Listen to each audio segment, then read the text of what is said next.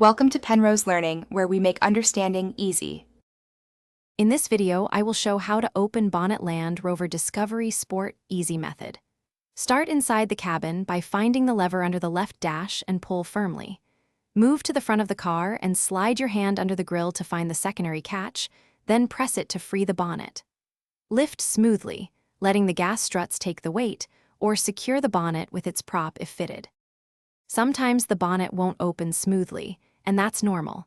If the interior lever feels loose, inspect the cable from the lever to the bonnet for kinks, rust, or disconnection. For a stubborn secondary catch, apply a penetrating lubricant and work the latch gently until it moves.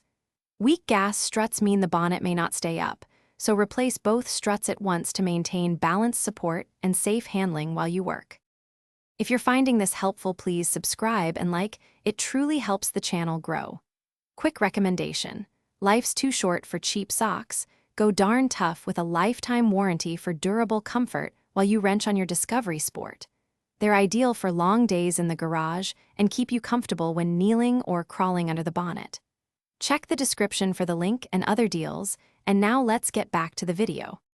Safety matters every time you open the bonnet so you can work confidently. Park on level ground, engage the handbrake, and switch the engine off before you begin.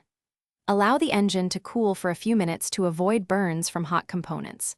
Protect your hands with gloves and use a flashlight to inspect hinges, catches, and struts before applying force, and always keep loose clothing and jewelry clear of moving parts. Thanks for watching. If this was helpful, leave a like and consider subscribing. See you next time.